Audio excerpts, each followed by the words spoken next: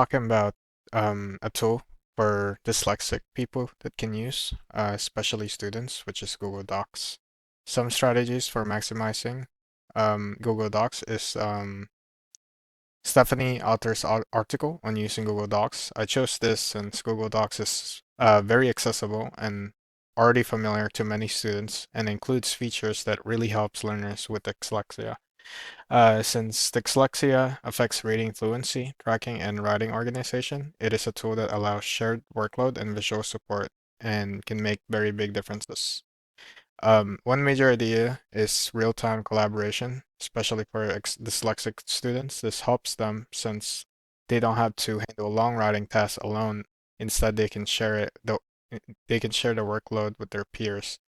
Color coding is also another big thing. When text is being color coded, it becomes easier for dyslexic learners to follow. Some strategies are multimodal learning through hyperlinks. Students aren't just stuck with the text. Instead, they can benefit from mixing videos, audios, and also written instructions. Suggesting mode is also great since it creates a calmer editing environment for the students, and students can revise without being overwhelmed all the time. These are especially helpful for learners who needs more time and structure.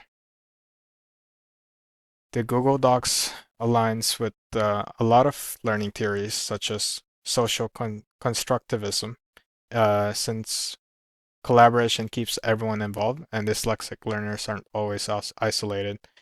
UDL fits since Google Docs allows multiple ways to read, write, and also participate from a cognitivist viewpoint. Google Docs reduces cognitive load, especially since students can rely on the layouts, hyperlinks, and also structured documents instead of having cluttered text. For this project, my focus is on middle and high school students with dyslexia. The students often struggle with reading fluency, tracking lines of text, spelling, and organizing writing. They may also process information slower, and because of this, they may lose confidence because reading heavy tasks feels too overwhelming. So the question is, how can Google Docs reduce these barriers instead of adding more to them? Some specific ways Google Docs can support dyslexic learners is collaboration in order to avoid overloading one student with all the reading and writing. Color coding can help them visually follow and reduce confusion. All of this adds to structure and support the dyslexic learners on what they can really benefit from. There are also challenges to watch for since the dyslexic students might depend too much on the technology in order and avoid building the core reading and writing skills that they're supposed to build up. Google Docs shouldn't take over the task, otherwise it'll distract them too much from the actual goals. So teachers have to be more intentional. Some strategies to overcome these are that teachers can set up a structured collaboration so students know what to focus on.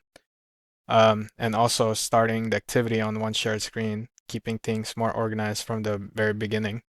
Overall, the goal is to use Google Docs intentionally, not just because it's available. Some peer questions that I have is how do you think collaboration features that are in Google Docs, such as color coding, can help or maybe even challenge students that has dyslexia? Um, like what features you would add to Google Docs specifically to help dyslexic students, and why? And my conclusion is overall, I think Google Docs can be a very powerful tool when used well. It supports collaboration, multimodal learning, and shared screens, which all helps dyslexic learners feel less overwhelmed, especially when the documents are structured and clean. It reduces cognitive load for them. So with thoughtful planning, Google Docs can actually promote equity and accessibility for students with dyslexia.